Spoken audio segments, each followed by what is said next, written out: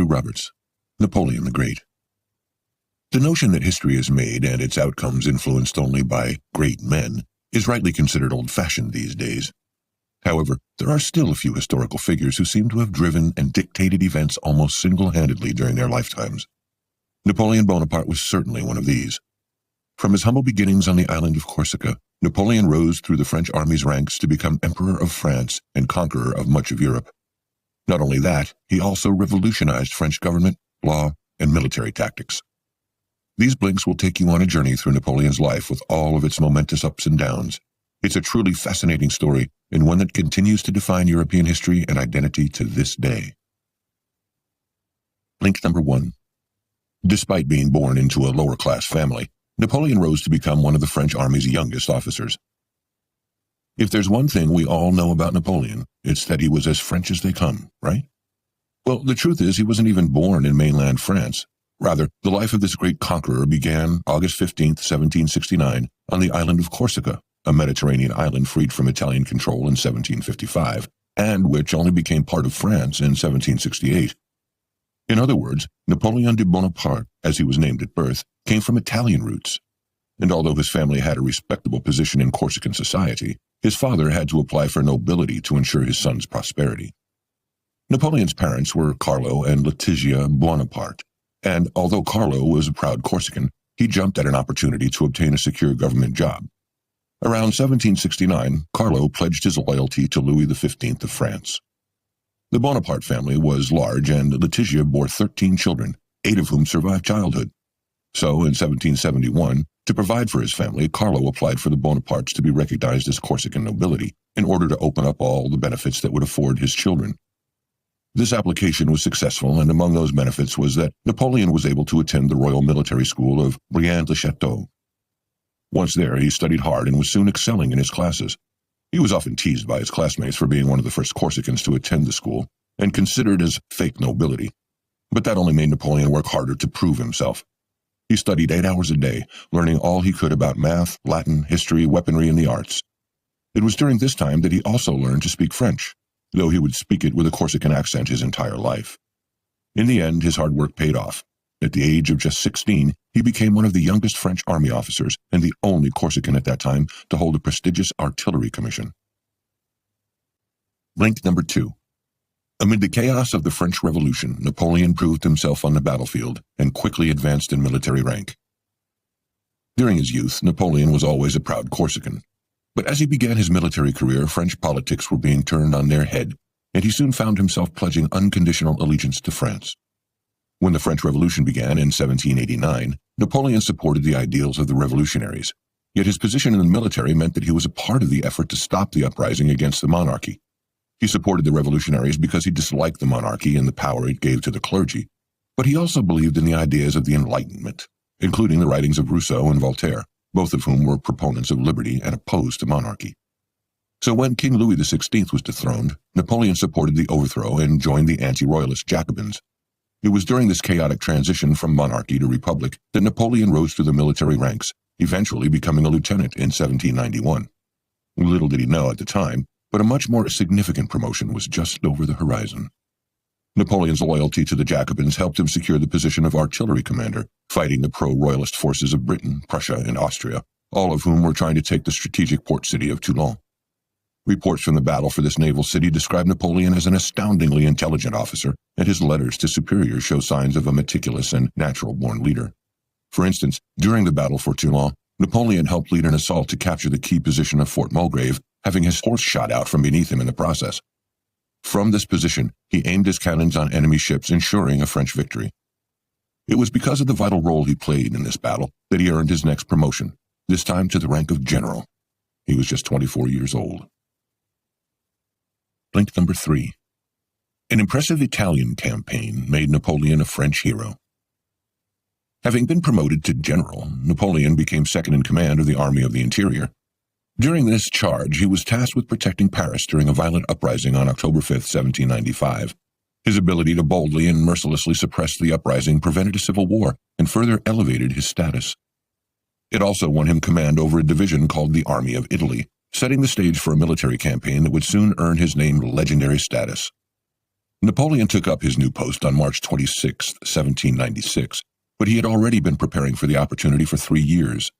He'd studied the landscape and general situation in northern Italy, forming plans for how to advance through the northern state of Piedmont, push back the Austrians in the area, and capture their fortresses. If that wasn't daring enough, he planned to carry out this bold campaign while outnumbered. He would have just 50,000 French forces under his command, while his Austrian and Piedmontese enemies would be 80,000 strong. Despite these stacked odds, as soon as he got his promotion, Napoleon put his scheme into action and to brilliant effect. The French, after transporting their supplies over the mountains of Liguria, would win a series of decisive victories by exploiting their divided enemies' communication issues. First, the town of Milan fell following a tremendous display of courage. In this historic battle, on May 10, 1796, a mere 3,500 French soldiers defeated 9,500 Austrians. The battle took place on a bridge in the town of Lodi, and it would go down as Napoleon's first significant victory. But this was just the beginning of his campaign. 1 month later, in June of 1796, the next battle, known as the Siege of Mantua, began. The siege would last until February of 1797, and Napoleon's eventual victory would make headlines in Paris.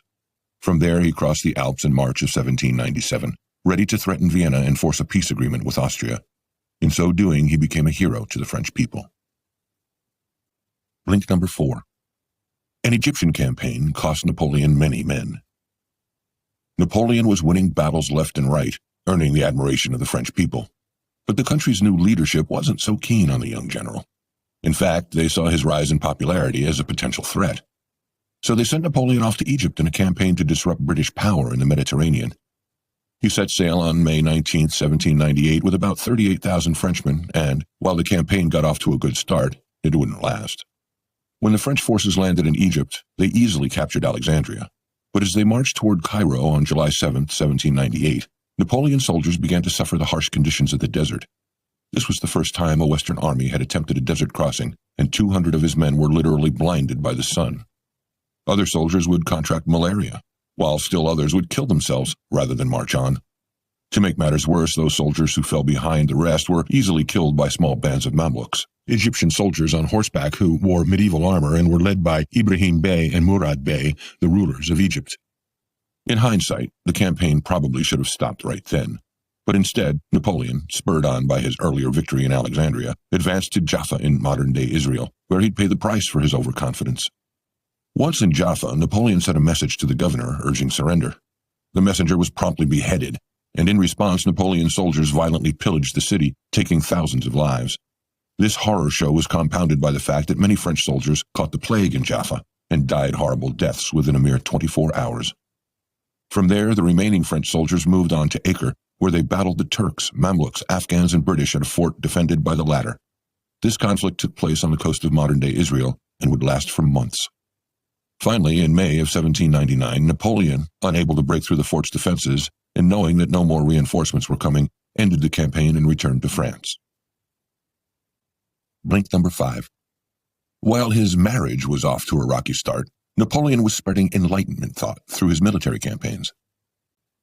Most people know Napoleon as an accomplished general, but he was also a prolific letter writer, even during his military campaigns. Some of this correspondence was to ensure proper equipment and supplies for his troops, but during his Italian and Egyptian campaigns he also wrote many letters to his wife Josephine. That's right, Napoleon was married, and it was quite a rocky relationship as well, especially in its early years. Napoleon and Josephine married on March 9, 1796, just days before he left for Italy, but this union wasn't as romantic as it might sound. In fact, many historians believe that although Josephine may not have initially loved Napoleon, she saw the marriage as a smart move, given her situation. She was a widow, a mother, and 6 years Napoleon's senior. Napoleon, on the other hand, was deeply in love with Josephine from the start. He also adored her son Eugene and would take him along on his Egyptian campaign as an aide-de-camp. There was, however, a small problem. Josephine loved another man. His name was Hippolyte Charles, and he carried on a secret affair with Napoleon's wife for years. That is, until July 19, 1798. It was on that day when, while on the Egyptian desert, Napoleon learned of Josephine's infidelity. He was devastated, but there wasn't much he could do while fighting a campaign, especially since his focus was on trying to combine his military campaign with Enlightenment thought. To proliferate Enlightenment ideas, Napoleon had brought along, in addition to his stepson and 38,000 soldiers, a group of 167 different scientists, artists, botanists, zoologists, and geographers. In Cairo, armed with this intellectual army, Napoleon founded the Institut d'Egypte for the research of science and art. His goal as a supporter of Enlightenment ideas was to create a place that would promulgate scientific advancements worldwide. And the Institute in Cairo certainly did that. For instance, in 1799, his researchers discovered the legendary rock stele, the Rosetta Stone. Blink number 6. Napoleon participated in a risky coup against the French government, securing even greater power. Following his campaigns in the Middle East, Napoleon returned to Paris on October 16, 1799, where he received a hero's welcome, cheered by a public who saw him as their savior. Indeed, one couldn't have blamed the French people for wanting a savior.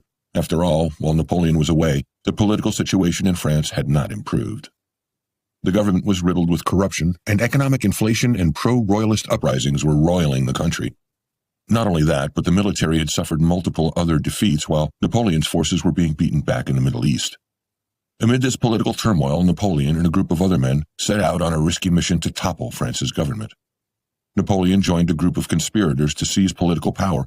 Among the group's members were the chief of police, Joseph Fouché, former foreign minister Charles Maurice de Talleyrand, and Napoleon's brother, Lucien Bonaparte, who held a high-ranking position within the Council of the 500, the country's legislative body. On November 10, 1799, the group launched its daring plan. Napoleon entered the council chambers and tried to convince them to sign on to the coup. But when the council realized what was happening, they charged at Napoleon in fury, calling him an outlaw and a dictator. After being expelled from the council chambers, Napoleon and his brother Lucien approached the council guards, announcing that fanatics influenced by the British had infiltrated the council. Lucien drew his sword, pointed it at his brother's chest, and told the guards that if he were acting against the interests of French liberty, he'd stab his brother in the heart. The guards, moved by this display and story, forcibly removed the council members from their chambers, effectively eliminating any threat from the council. Immediately following this, the co-conspirators assembled and drew up a new constitution, replacing the existing directorate with a consulate, and Napoleon was given the most powerful position as first consul. Blink number 7. Napoleon fought off an Austrian attack, winning large parts of Italy for France. From his new position at the head of the government, Napoleon issued a series of popular reforms that centralized government, gave greater rights and protections to the people, and reinvigorated French business, all while cutting taxes. The economy soared and things were going very well. That is, until April 19, 1800, when Austrians laid siege to a French fort on the northern Italian city of Genoa. So Napoleon would head back into battle. Napoleon set out across the Alps once again, this time in the company of 51,000 men, thousands of horses and mules, and a large stock of supplies and cannons in an epic crossing that took 11 days. Meanwhile, the French forces in Genoa were under siege and suffering badly. The Austrians had cut off their supply chain, and the French soldiers were being forced to eat cats and dogs. But instead of advancing directly on Genoa, as the Austrians expected he would, Napoleon attempted to draw the Austrian forces to the west, thereby trapping them. He divided his army in an attempt to block off all enemy lines of retreat, but in so doing, deviated from his reliably successful strategy of maintaining a concentrated force. As the Battle of Marengo began, he immediately recognized his mistake. 30,000 Austrians had secretly assembled, and the French troops standing against them were outnumbered by 2 to 1. Early on June 14, 1800, the Austrians opened fire, and Napoleon quickly called for reinforcements. He had no choice but to carefully retreat until 4 in the afternoon, when fresh troops arrived. With the addition of 11,000 soldiers, the battle shifted sides as French forces pushed a surprised Austrian army out of Marengo and back to the city of Alessandria, where they agreed to an armistice. This peace treaty gave France all of Piedmont and Genoa and most of the Lombardy region. Northern Italy would remain securely within Napoleon's empire for 14 years. Blink number 8. Although some would fail, Napoleon secured historic peace deals. In the early 1800s, following the Battle of Marengo, France and Austria entered lengthy peace talks. At the same time, Napoleon continued to work on his Code Napoleon, a political project that included eliminating the privileges of royalty, separating the church from the state, and standardizing education. The peace talks led to eventual alliances, albeit shaky ones, between European nations. On February 9, 1801, the Treaty of Luneville was officially signed, ending 9 years of continuous war between Austria and France. But peace isn't all the treaty secured for France. It also gave them additional territories in Italy, Belgium, and the Rhineland, and made Britain the country's last major enemy. That is, until Britain found new allies. Shortly after the Luneville Treaty was signed, Russia, Denmark, Sweden, and Prussia all signed treaties with Britain. As a result of this powerful opposition, France agreed to peace with Britain by signing the Treaty of Amiens on March 25, 1802. The problem with this short-lived treaty was that it was silent on a couple of key issues, namely future commerce between the two nations and the matter of strategic territories. The failure to deal with these important factors meant that Britain would declare war on France just a year later. Yet, however quickly it collapsed, the Treaty of Amiens was considered a political triumph for Napoleon, as he had temporarily made peace across all of Europe, an unprecedented move that made the French ruler wildly popular. He was declared France's first consul for life, and on December 2, 1804, a coronation led by Pope Pius VII officially anointed Napoleon and Josephine emperor and empress. That same month, Britain formed what is known as the Third Coalition. In so doing, the country united Sweden, Russia, and Austria against France. Then, by August of 1805, Austria again mobilized its troops, crossing the Bavarian border and capturing the city of Ulm. Responding to this act of aggression, Napoleon sent 170,000 men on a march from the northern coast of France down across the Rhine in the largest campaign of its time. Link number 9. With impressive victories at Austerlitz and Jena, Napoleon aimed to force a British surrender. On September 25, 1805, Napoleon's army crossed the Rhine and, on October 6th, shifted its front 90 degrees to the south, planning to cut off the Austrian forces. This maneuver constituted the most massive change of front ever known, and it would lead to a series of victories as Napoleon surrounded and secured Ulm, forcing another Austrian surrender. Two of Napoleon's most impressive victories were still to come in Austerlitz and Jena. After marching on Vienna, Napoleon's forces faced the army of Tsar Alexander at Austerlitz. In this battle, the French leader benefited from a mistake by his Russian counterpart, the Tsar himself, who spread his formidable army too thinly over an uneven battlefield. So, on December 2, 1805, as a misty morning gave way to sunny skies, Napoleon launched a decisive attack. By 1 in the afternoon, he divided the Russian army in two and forced their retreat back to Hungary. From there, Napoleon turned his attention to King Frederick Wilhelm of Prussia, who'd made a formal declaration of war against France, seeking autonomy for his country from both France and Austria. To settle this matter, William's and Napoleon's forces met on the battlefield of Jena on the foggy morning of October 14, 1806. Following hours of brutal warfare, Napoleon formed a major line of assault that pushed the Prussians back 6 miles. Truthfully, however, Napoleon didn't want to be at war with Prussia, Russia, or Austria. What he really wanted was to force a British surrender. After all, the British were the ones financing the Austrian, Prussian, and Russian military campaigns against France. Napoleon figured that if he could cut Britain off from the rest of Europe, he'd lock the nation into an economic stranglehold. Link number 10. It took a series of brutal battles for Napoleon and Russia to finally reach a peace agreement. Although Napoleon pushed back the Prussian forces at Jena, Frederick William wasn't ready to surrender just yet. Instead, he retreated and hoped to receive Russian support. As a result, there would be more brutal fighting before Napoleon could finally reach a peace accord with Prussia and Russia. In December of 1806, Napoleon was moving through Warsaw, and the Russian army was retreating. But as the French forces moved east, the impending winter meant increasingly harsh conditions, with French soldiers trudging through snow and mud up to their knees while suffering from hunger and exhaustion. The conditions were so bad that hundreds of French soldiers took their own lives. On February 7, 1807, the French army finally caught up to the Prussians and Russians. What followed was the 2-day Battle of Eylau, a horrific fight between two forces totaling 115,000 soldiers, both taking massive casualties. The French lost as many as 5,000 men within the battle's first 15 seconds. By the end of the first day, Napoleon was moved to tears by the immense loss of life, and on the second he led one of the greatest cavalry charges of his career, securing victory. His move was so bold and impressive that the Russian cavalry were forced all the way back to the infantry line. However, while Napoleon may have daringly won the Battle of Eylau, it would take yet another to end the war. The next fight took place at Friedland, where the Russians lost more than 40% of their troops before suing for peace. That second battle resulted in the signing of the Tilsit Peace Treaty and the adoption of the Continental System, as well as a surprisingly friendly interaction between Napoleon and Tsar Alexander, who spoke late into the night about politics and philosophy. Among the agreements were that Russia and Prussia would join the Continental System, Napoleon's European trade agreement, which was designed to economically blockade Britain and force them into peace negotiations. Blink number 11. Napoleon hoped that the Continental System would unite nations, but all it did was produce another deadly campaign. Napoleon intended to exert further pressure on the British by capturing Portugal, but instead the fighting that ensued in Spain spiraled into a deadly disaster known as the Peninsular War. This war might have turned out better if Napoleon had been more focused on it, but unfortunately he had other problems to handle in Europe, many of which related to his insistence on making the Continental System work. The problem was that for this to happen, countries like Russia and Austria would need to resist the temptation to profit from illegal British trade, which they certainly did not. During this time, Napoleon divorced Josephine and married Marie-Louise, the daughter of Austria's emperor. But not even a royal wedding could overcome Austria's issues with France and the Continental System. Austrian resistance wasn't the only problem. Russia also detested the Continental System. This disdain resulted in Alexander siding with Britain against France in 1810 and produced the incredibly violent Russian campaign.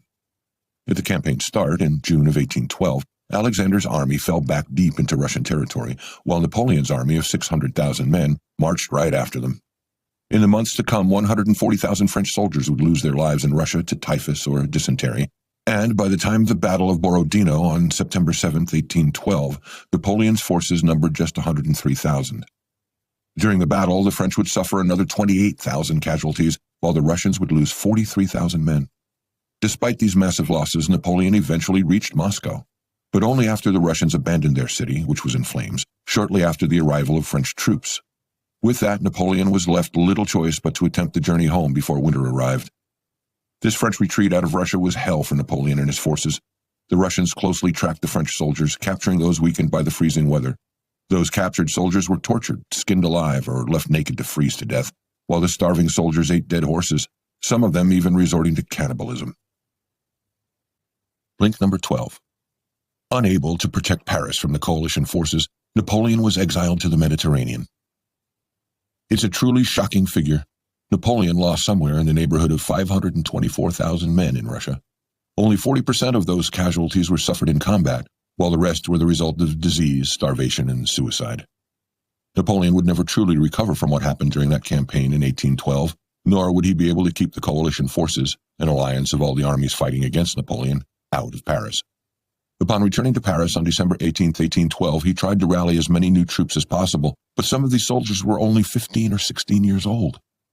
In the end, he managed to pull together another 151,000 soldiers, whom he hoped would be able to prevent Russia, Austria, and Prussia from tearing apart the past 7 years of French achievements.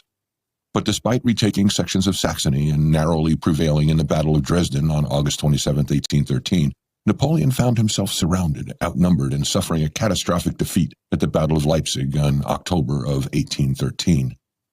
Riding the momentum of that victory, the coalition forces were ready to march on Paris. But in an absolutely amazing display, Napoleon, with just 30,000 men, left the capital and raced his army through the French countryside, defeating one Allied army after another in a series of 13 battles. His success was so rapid that, in the month of February, he won 4 battles in just 5 days. However, it simply couldn't last, and on March 30th, 1813, 60,000 Allied soldiers marched into Paris, threatening to raze the city. Napoleon rushed back to the capital only to be met with betrayal.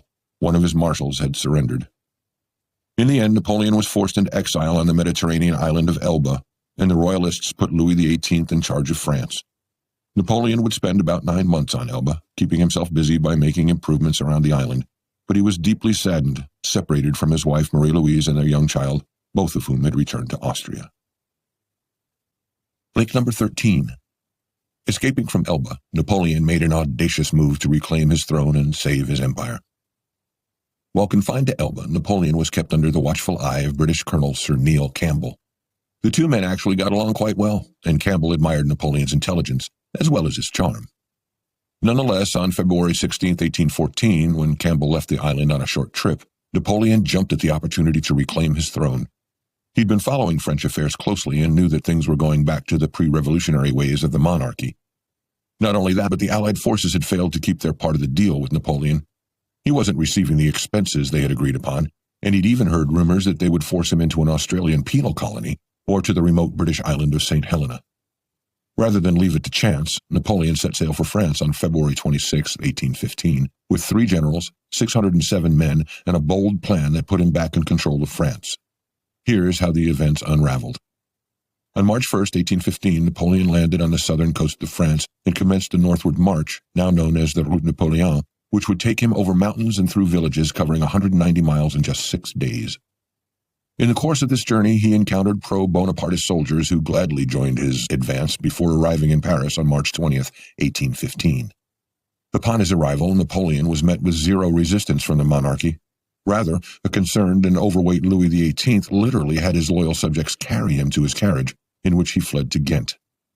The next day, Napoleon went back to work, drafting a new constitution that would make it even more difficult for royalist families to seize power again. He abolished all forms of slavery, ended censorship, divided power between the emperor and the legislature, and renounced all ambitions of empire. Blink number 14. After a crushing defeat at Waterloo, Napoleon was sent to the island of St. Helena, where he would live out the rest of his days. Napoleon's return to power may have been swift, but it came to an end just as quickly. On May 15, 1815, following his return, the coalition forces declared war on France once again. And by straying from some of his most effective strategies, Napoleon would come to suffer a decisive defeat at the Battle of Waterloo. He managed to put together an army of 280,000 men, and in contrast to his successful strategy of centralized troops, he divided his forces, sending one group after a retreating Prussian army. Then at 11 in the morning on June 18, 1815, he began his attack on the Allied forces, led by the Duke of Wellington. Napoleon's attack, however, was also delayed, giving Wellington time to position his troops and receive Prussian reinforcements. As a result, Napoleon didn't send orders for his other troops to return until noon.